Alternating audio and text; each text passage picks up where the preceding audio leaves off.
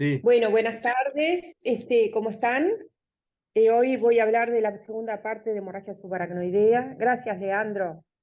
a vos, a vos. Habíamos quedado el otro día estábamos hablando de hidrocefalia, de las complicaciones neurológicas de la hemorragia subaracnoidea. Y habíamos quedado en hidrocefalia. Esa presentación yo la grabé por mi cuenta y se la mandé a Leandro, no sé si ya la vieron, pero esta es la continuación de esa. Bueno, seguimos entonces con la hidrocefalia que habíamos quedado por la mitad de la hidrocefalia. La hidrocefalia es una de las complicaciones de la hemorragia subaracnoidea y acá ven una clara hidrocefalia. Después hay muchos casos en los cuales se puede discutir es hidrocefalia, no es hidrocefalia. Acá es una hidrocefalia clara, con aumento del volumen de los ventrículos, aumento del líquido cefalorraquídeo, y es una complicación que puede matar a los pacientes. ¿Ah? Como ya dijimos, puede haber una hidrocefalia aguda que por lo general son obstructivas, que son las mismas que se dicen no comunicantes, o puede ser, esa es porque no circula bien el líquido cefalorraquídeo dentro de los ventrículos por los coágulos y por la sangre que hay dentro de los ventrículos. Y por la sangre que hay fuera del cerebro, en todo el espacio subaracnoideo de la convexidad, ahí se tapa la reabsorción y hay una hidrocefalia que en general es eh, no obstructiva o comunicante, ¿verdad? Entonces, eso es ya les hablé de la fisiopatología, porque se tapan las vellosidades aracnoideas que están en la convexidad, ¿verdad? Por la sangre, por la fibrosis debida a la sangre. ¿Cómo se trata la hidrocefalia? Entonces, la hidrocefalia puede ser aguda, puede ser crónica o puede ser subaguda también. Depende un poco de cuál sea el mecanismo que está actuando. Eh, la hidrocefalia aguda se trata lo más frecuentemente, la mayor parte de las veces, con la derivación ventricular externa. ¿Qué es la derivación ventricular externa? Es poner un catéter en el ventrículo y sacarlo para afuera con máximas condiciones de asepsia. Y ahí vamos a ir sacándolo, cambiándole la altura de donde drena, ¿verdad? Más hacia arriba para que drene menos, más hacia abajo para que drene más. Hay sistemas especiales para esto, cerrados, que no permiten que se infecte, ¿verdad? Pero hay que además tratarlo con máximas condiciones de asepsia. El drenaje lumbar externo, les recomiendo el trabajo del doctor Grille, Salle y el doctor Biestro, que es este que está acá, está en español, está muy claro y muy bien, y tiene bastante que ver con cómo se saca el líquido. El drenaje lumbar externo está contraindicado eh, si las cisternas de la base están disminuidas de volumen o están desaparecidas en la tomografía, ¿verdad? Totalmente contraindicado en este caso. ¿Por qué? Porque al sacar de abajo y se sigue formando arriba líquido cefalorraquídeo, empieza a aumentar el gradiente entre arriba y abajo, porque el líquido no pasa porque están las cisternas bloqueadas, y que va a bajar el cerebro. Entonces va a haber una hernia que en este trabajo está bien clara cómo se mide, y cómo se mide cuando el SAG, cuando se va como metiendo el tronco para abajo. Y bueno, eso es importante, es otra cosa que se puede hacer. Muchas veces cuando el neurocirujano no puede derivarlo o no lo deriva, inclusive a veces el intensivista puede poner un drenaje lumbar externo y hay que saber, por supuesto, su manejo perfectamente. La fenestración de las láminas terminales se usa menos, es la parte de adelante, o sea, la pared anterior del tercer ventrículo, y ahí al fenestrarla se pone en contacto el líquido cefalorraquídeo intraventricular con el líquido cefalorraquídeo de la convexidad. De esta manera se destraba un poco esa hidrocefalia y además se dice que sirve para lavar la sangre de la misma manera que el drenaje lumbar externo y que la derivación ventricular externa. Todos sirven para desgravitar ese líquido que está a presión y también para sacar sangre. Más el lumbar externo y la fenestración de la lámina terminal se dice también, pero no hay evidencia mm, científica de esto. Sí hay casos en que uno ve que mejora claramente, disminuye la sangre, disminuye la hidrocefalia. La hidrocefalia crónica se trata hacia adentro, es decir, una derivación ventrículo-peritoneal que también hay que hacerla en las máximas condiciones de sepsia, sabiendo que el paciente, si tuvo antes una derivación ventricular externa, esta no se ha infectado, ¿verdad? Porque ponerle derivación ventrículo peritoneal a un paciente infectado sería horrible, pero pasa a veces, porque a veces uno no tiene claramente que si el paciente le parece que no hubiera, para lo cual hay que hacer cultivos, hay que repetirlo, hay que hacerle exámenes a líquido cefalorraquídeo, ¿verdad? Lactato, y de ahí vamos a ver, bueno, tiene o no tiene infección, y en ese caso el neurocirujano lo opera. Esto es la derivación ventricular externa, ventrículo peritoneal, el catéter va a los ventrículos, pasa a través de la subcutáneo, a través del tórax, y llega a la cavidad peritoneal.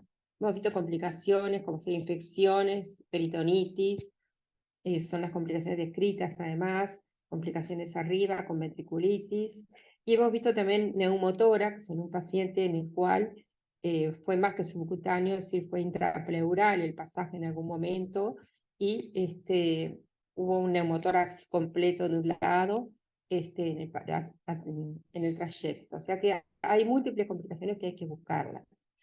Esto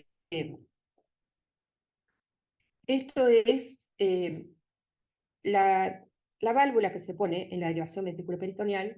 Tiene un reservorio, que es este que está acá pinchado con una agujita, que esto es en un caso en el cual no se hace esto en el CTI, se monitorea, se puede monitorizar la presión intracraneana con esto. Esto nosotros no lo hacemos por el riesgo de infección y de ventriculitis. Pero en algunos casos, en pacientes que tienen derivaciones que se piensa que no están funcionando o que se sospecha que están infectadas, se puede puncionar, en general lo tiene que hacer el neurocirujano, la punción, para ver, mandar a estudiar este líquido. O sea, el paciente que tiene una derivación y una válvula, no es necesario hacerle una punción lumbar, ya tiene de acá de dónde retirar líquido para estudiar. Y otra cosa que se hace, que una maniobra importante, es cuando el paciente pensamos que no funciona, también esta válvula, funcionar este reservorio que si queda umbilicado y no sale para atrás de vuelta, o sea, uno lo funciona a través de la piel, se umbilica y rápidamente, con el líquido que va viniendo, si funciona bien, se vuelve a llenar. Eso uno lo palpa claramente, ¿verdad? Eso es para ver un poco la función de este reservorio. Esto es cómo se coloca la derivación, la válvula, el reservorio, etcétera, que yo lo mostraba después. Y bueno, cómo se ve en una placa, ¿verdad? Pasamos a otra complicación neurológica, son las convulsiones o crisis eléctricas no convulsivas. Las convulsiones son comunes en la hemorragia subaracnoidea.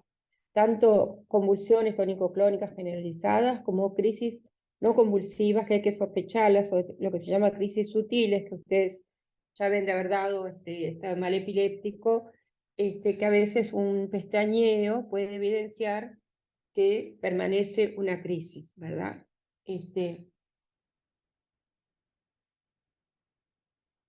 Las convulsiones se acompañan de malos resultados neurológicos, empeoran el pronóstico del paciente. Sin embargo, los estudios que hay hasta el momento no han mostrado evidencia clara de que su uso sea beneficioso. Por lo tanto, todavía es controvertido. Algunas guías no lo recomiendan, mientras que otras sí lo recomiendan. Para eso pueden leer el trabajo de Connolly. Y la fenitoína sí ha mostrado que usarla se asocia con resultados desfavorables, fundamentalmente cuando se usa crónicamente. Entonces no hay estudios controlados, como ya les dije, para guiar la profilaxis en el paciente que no tuvo convulsiones, ¿verdad? Nosotros, nuestra opinión y lo que hacemos en el servicio es usar fundamentalmente levetiracetam intravenoso inicial seguido de la administración enteral. Esto parece útil, si no hay, bueno, se usan otros medicamentos como el valproato, por ejemplo. Esto parece útil para prevenir las crisis que de presentarse podrían agravar al paciente, ¿verdad? Porque estos pacientes ya tienen un aumento de la vulnerabilidad de su encéfalo. La isquemia cerebral diferida es la otra complicación importante, o sea, dijimos hidrocefalia, dijimos convulsiones, isquemia cerebral diferida era lo que antes se denominaba vasoespasmo, pero se ha visto a lo largo del tiempo, y les voy a decir por qué, que esta etapa de isquemia cerebral diferida es fundamentalmente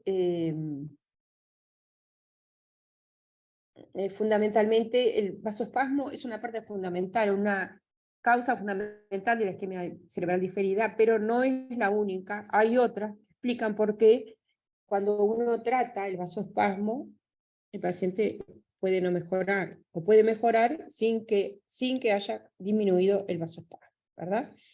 Entonces, ¿cómo definimos la isquemia cerebral diferida? Como un deterioro clínico, o ya sea un nuevo déficit focal o una disminución de el nivel de conciencia, por ejemplo, un Glasgow de 2 o más, una disminución de un Glasgow de 2 o más, sin otra explicación. Un nuevo infarto en la tomografía, porque a veces el paciente no tiene acceso, no podemos tener acceso clínico, a la clínica del paciente porque el paciente está sedado, está curarizado a veces, está analgesiado, entonces el examen clínico muchas veces deja dudas o no se puede directamente sacar conclusiones. Entonces, en estos pacientes que no tienen clínica, o en algunos que tienen clínica igual pueden tener una isquemia en una zona que no se manifiesta clínicamente. Entonces, si vemos un nuevo infarto en la tomografía que no fue visible previamente y que no tiene relación con el acto quirúrgico, entonces ahí hablamos de también isquemia cerebral diferida. O sea que puede ser clínico o puede ser tomográfica o por otra imagen. Hay que incluir otras posibles causas de deterioro clínico, como hidrocefalia, nuevas hemorragias, convulsiones. Entonces es un deterioro isquémico, clínico, que se ve clínicamente o que se ve en la imagen, que no está vinculado a otros actos, otros tratamientos, y que en ausencia de otras clases, de otras causas, ¿verdad? Ahí decimos que es una isquemia cerebral diferida. Cómo ser hemiparesia, afasia, apraxia, todo lo simbólico, hemianopsia, negligencia espacial, disminución más de 2 puntos, ya les dije, en la escala de coma de Glasgow, que dura, o sea que no es una cosa que pasó rápidamente, sino que dura por lo menos 1 hora, sin relación temporal, ya les dije, con la oclusión, ni con lo endovascular, ni si fue quirúrgica, ninguna de ellas, y no atribuible a otras causas. Aparece frecuentemente entre el 4º y 10º día. No se relaciona con el acto quirúrgico. Aparece en el 30% de los pacientes que sobreviven a la hemorragia inicial. Y engloba varias entidades fisiopatológicas. Dentro de ellas, la más importante es el vasoespasmo, porque el vasoespasmo existe, no es que se haya cambiado porque no existe más. Sí, sigue existiendo el vasoespasmo y sigue generando isquemia, pero se ha visto que hay otras causas de isquemia que aparecen en la evolución del paciente y que explican por qué a veces el paciente no mejora cuando tratamos el vasoespasmo. ¿Qué es la spreading depression? ¿Qué es la spreading depression? Se llama en español despolarización cortical propagada, o en propagación, me gusta más porque es spreading. Es una onda de despolarización de las células, de las neuronas y de las glías que se propaga en la materia gris, en la superficie del cerebro, se propaga como una onda, como si yo estuviera tirando miel y se va propagando desde el punto donde llega hacia los costados, lentamente, no como todos los procesos que son muy rápidos en el cerebro, lentamente, a una velocidad de milímetros por minuto. Fue descrita en el 94 y cada vez se ve que realmente existe. Lo que no es fácil es a veces de diagnosticar. Se ve que las bombas iónicas fallan, ¿verdad?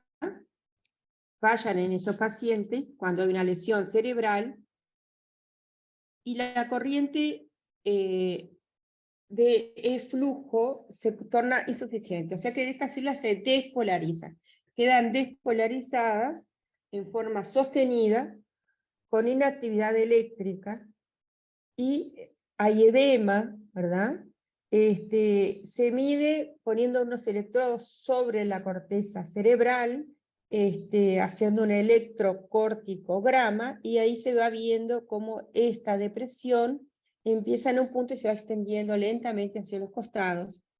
Y lo importante, que ahora les voy a mostrar la diapositiva, es que normalmente en pacientes que no tienen una lesión como ser la hemorragia subaracnoidea, estas lesiones pueden aparecer, esta depolarización, pero por donde ella va pasando, los vasos que están subyacentes se dilatan. Hay una vasodilatación que es pasajera también y que va pasando como esta corriente de depolarización, atrás de ella viene una dilatación vascular que también es propagada, digamos, pero en los pacientes que tienen injuria, como por ejemplo la hemorragia subaracnoidea, estas lesiones se acompañan de vasoespasmo, vasoconstricción de los pequeños vasos, y por lo tanto de isquemia. Entonces se llama spreading isquemia lo que tienen estos pacientes,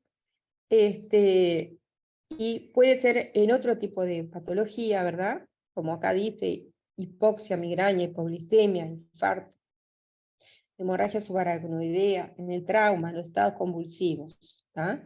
Todo esto conlleva esa vasoconstricción de los pequeños vasos, lleva a una isquemia local, ¿verdad? De la medicación todavía no se sabe, del diagnóstico no invasivo todavía tampoco se sabe mucho. Es un medicamento que está nombrado siempre, es la ketamina, pero tampoco hay estudios estudios aleatorizados en este tema, ¿verdad? Otra causa de la isquemia cerebral diferida son las trombosis microcirculatorias. Las trombosis microcirculatorias tapan los pequeños vasos, los capilares, la sangre, por lo tanto, tiene que pasar por otros caminos, por los que pasa mucha sangre, y no ejerce su función de intercambio de gases, ¿verdad? Bien, correctamente. Microembolias, ¿de dónde salen las microembolias?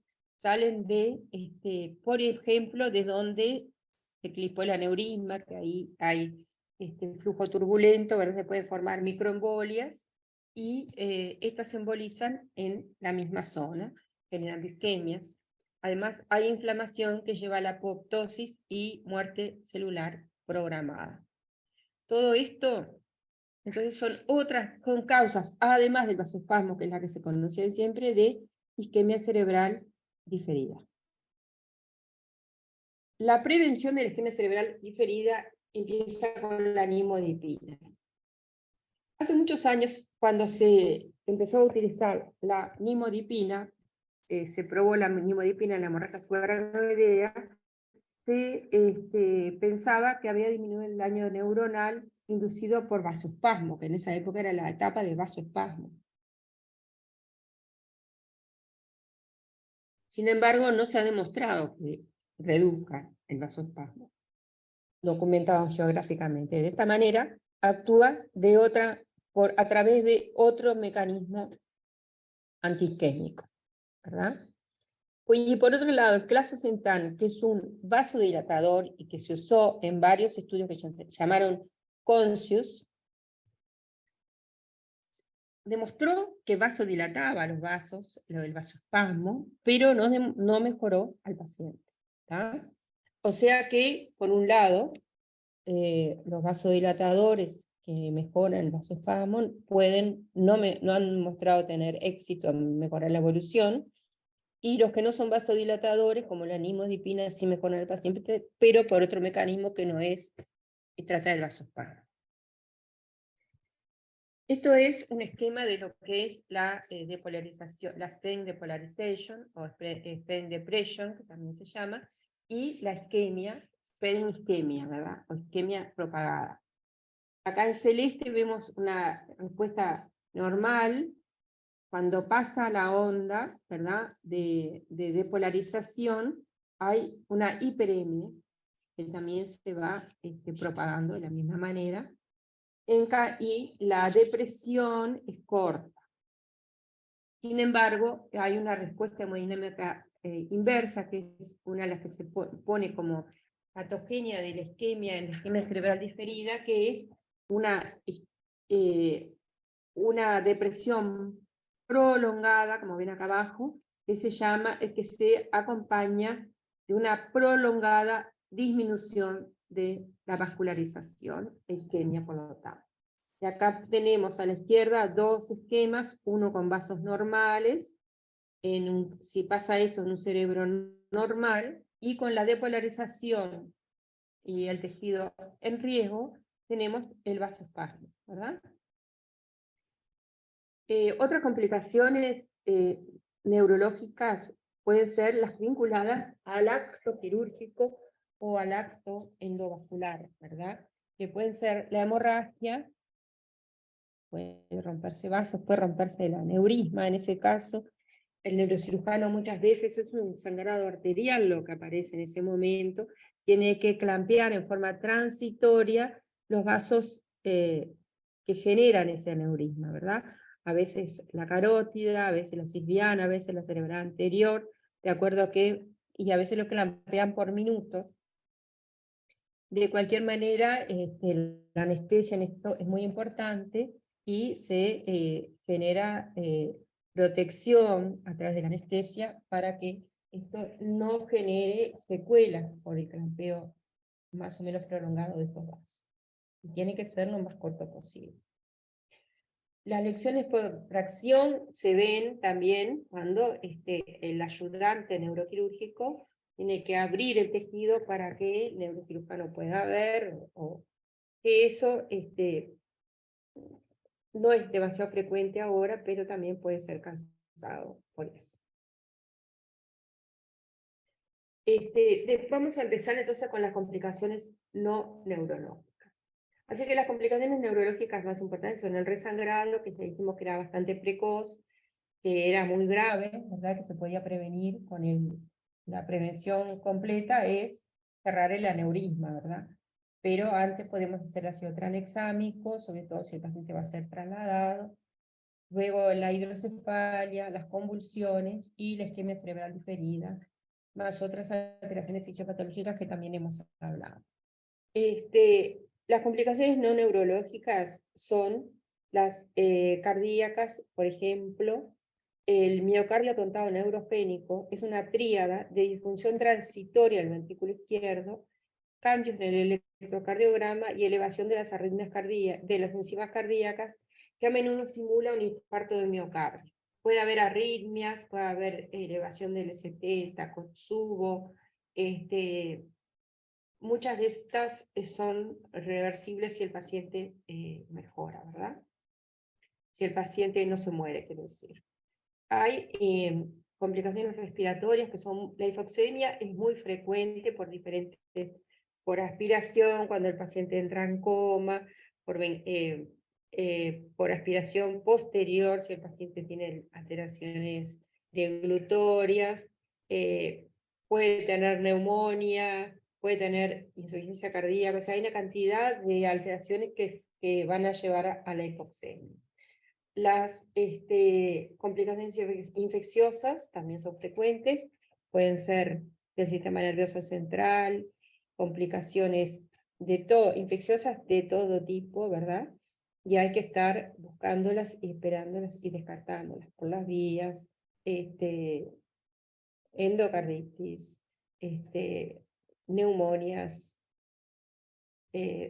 sepsis por catéter, yo qué sé, de todo hay. Infecciosas podemos ver cualquiera. Puede haber complicaciones metabólicas e hidroelectrolíticas, que la hiperglicemia en general se acompaña de peor pronóstico, y son muy importantes las alteraciones de la natremia y de la diuresis.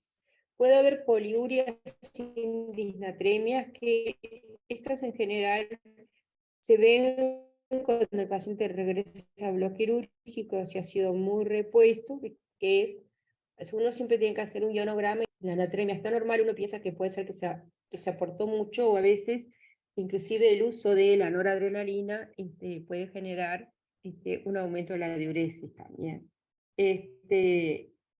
Estas son las causas que pueden estar en la poliuria sin disnatremia. ¿Ah? Hay que valorar la bulimia siempre en estos pacientes, ya vamos a hablar del tratamiento. La hiponatremia en general es por síndrome de pérdida de sal cerebral, y se trata con fludrocortisona, que es el Florinef, 0,1 miligramos enteral cada 12, cada 8 horas, y con reposición, ¿verdad? En general usamos suero fisiológico, suero Ringer en estos pacientes, perdón, usamos suero fisiológico en estos pacientes, y bueno, y vamos reponiendo, ¿de acuerdo? O inclusive podemos usar a veces sueros hipertónicos.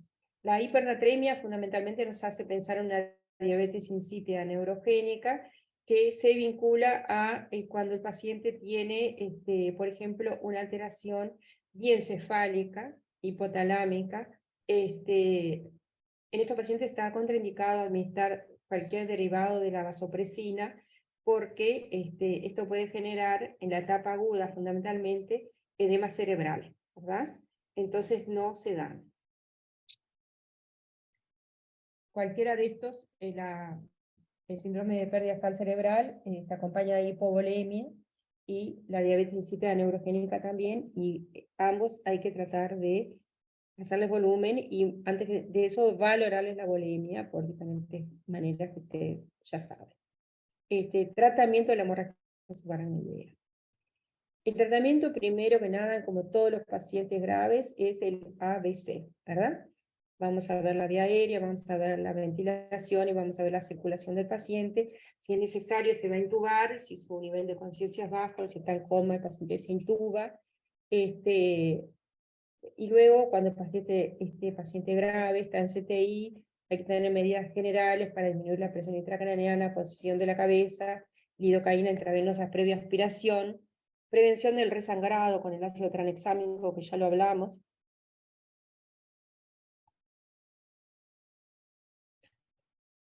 protección gástrica, analgesia, sedación. Esto va a depender un poco del nivel de conciencia del paciente. El paciente en coma, se utiliza analgesia en infusión en general, y la sedación también.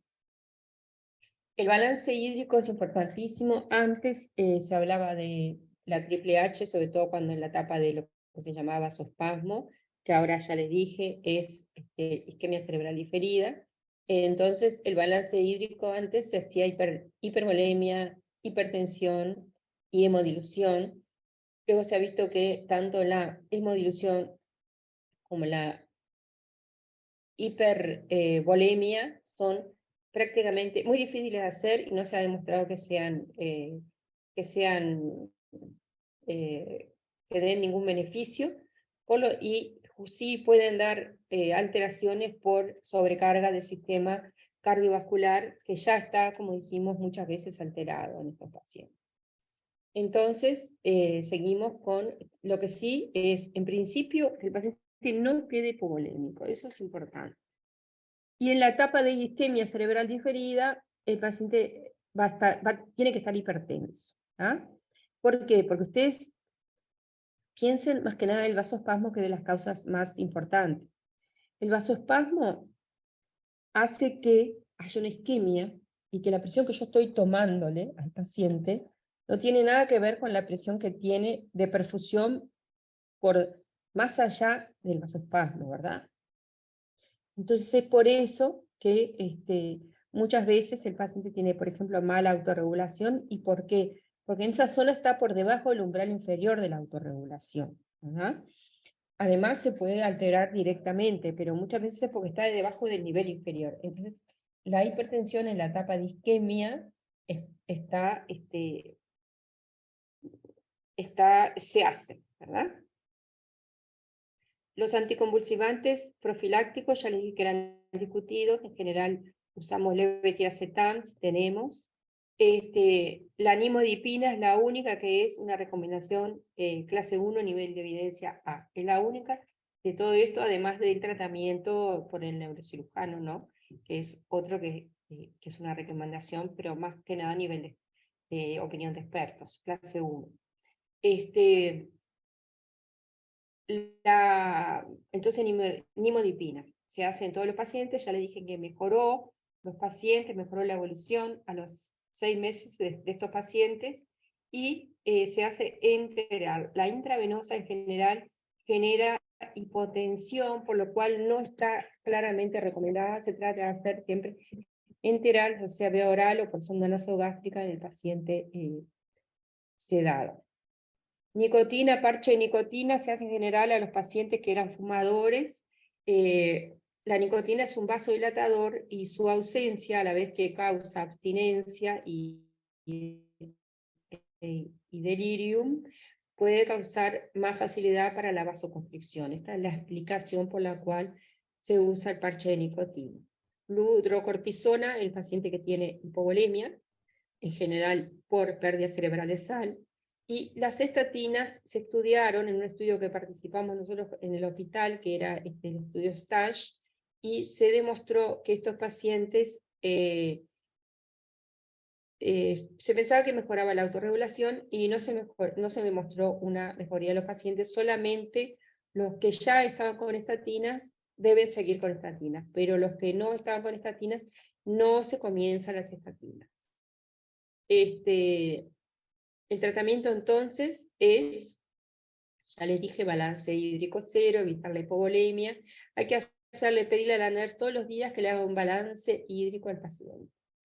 Cloruro de sodio, o sea, el mal llamado suero fisiológico.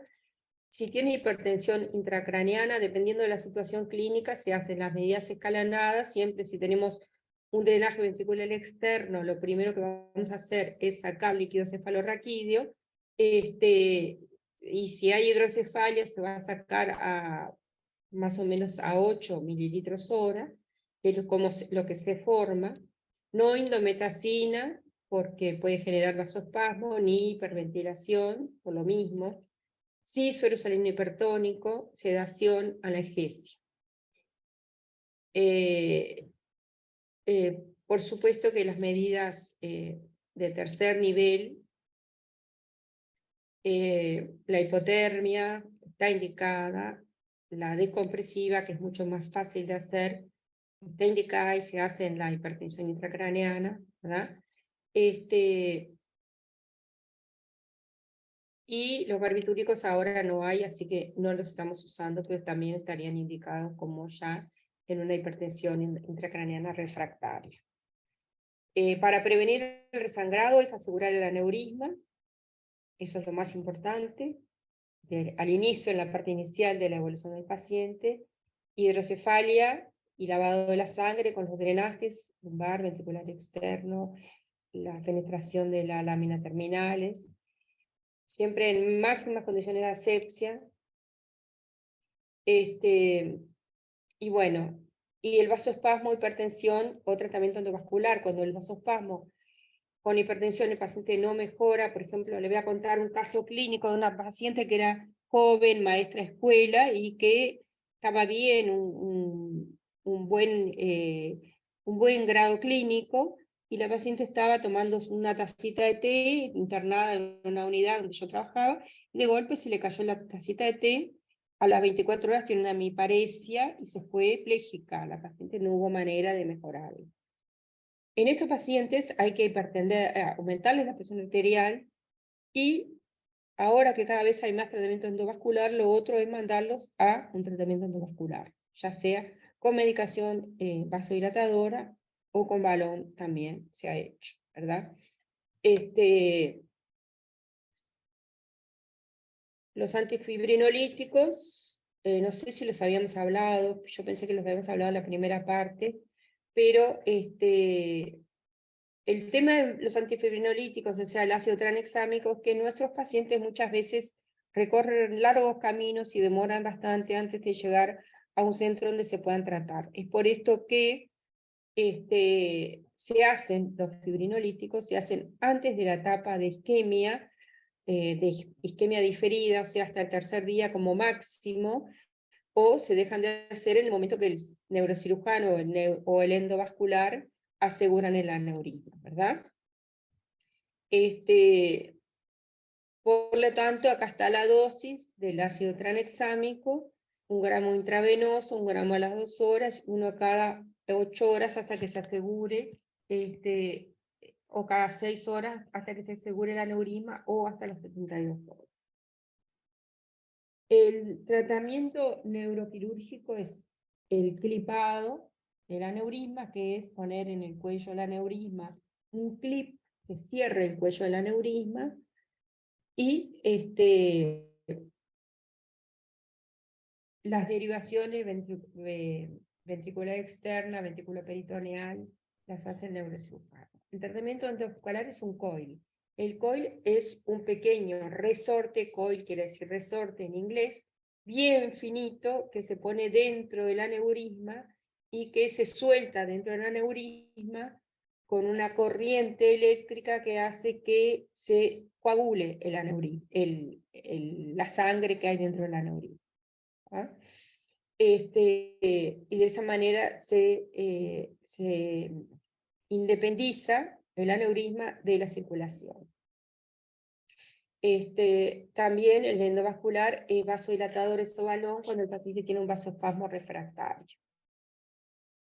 Manejo de la presión arterial es muy difícil. No me pregunten qué presión, porque la presión va a depender de cuán hipertenso o no era el paciente. En general, estos pacientes ya eran hipertensos, ya su cerebro estaba acostumbrado a un nivel de presión elevada, y hay que tener en cuenta esto, nivel previo.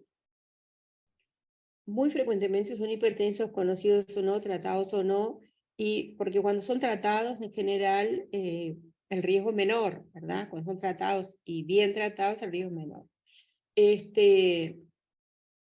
Entonces, para tratar la presión arterial, antes de asegurar el aneurisma, no toleramos tanta hipertensión arterial, pero siempre va a depender de cada caso. Siempre hay que individualizar la conducta terapéutica.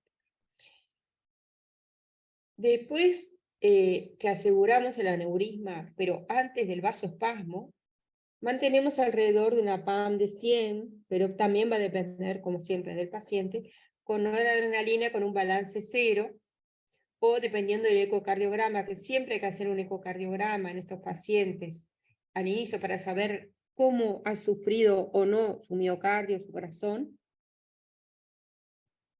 Si el paciente tiene una baja fracción de eyección, una mala función, no vamos a usar noradrenalina, vamos a usar probablemente dobutamina. Y cuando llegamos a la etapa de vasoespasmo, que se diagnostica o por angiografía, o si no, por Doppler transcraniano, que eso yo se los voy a hablar en otra clase, en la última de Doppler, vamos a tolerar o generar mayor hipertensión arterial. Vasoespasmo más, porque por eso está tapado la llegada de sangre al cerebro. Pero ojo con la cardiopatía, y hay mayor mortalidad si exageramos con esto, ¿verdad?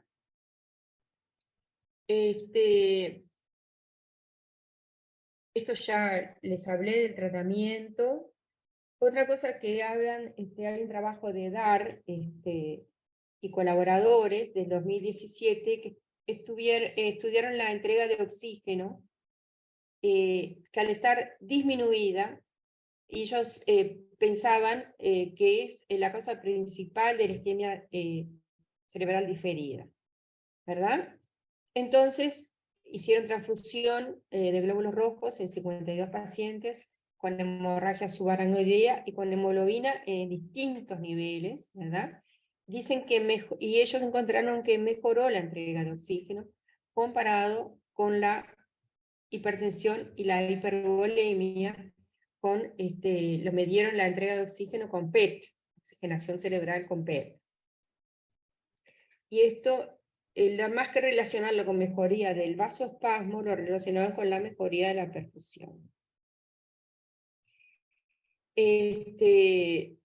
Así que el triple H, ya les dije que no hay evidencia de que aumente el flujo sanguíneo cerebral, la triple H no se usa más, todos los componentes de triple H, la hipertensión inducida es la que tiene el mayor efecto de aumentar el flujo sanguíneo cerebral. Eso lo vieron en este trabajo de Dunbar, pero no hay consenso en este momento, no había, ahora solo se usa la hipertensión en los componentes, pero sí la transfusión de glóbulos rojos se puede considerar. Evolución de estos pacientes, a diferencia de pacientes con otro tipo de lesión encefálica, como se ve en el trauma y en otros tipos de ACV, los pacientes que sobreviven a una hemorragia subaracnoidea tienen menos lesiones focales, pero tienen alta morbilidad. Ya les dije que de los pacientes que sobreviven y que se van de alta, 1/3 tienen su vida igual que su vida previa.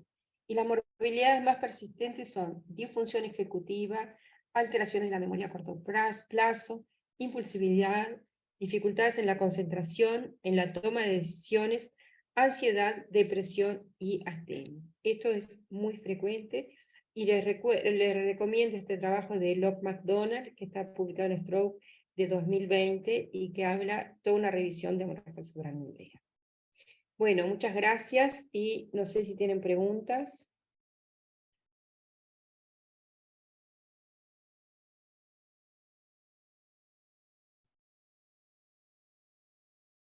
Bueno, vamos a parar el share. Y nada más. Bueno, muchas gracias a los que estuvieron escuchando y a los demás cuando los escuche. Chau, chau.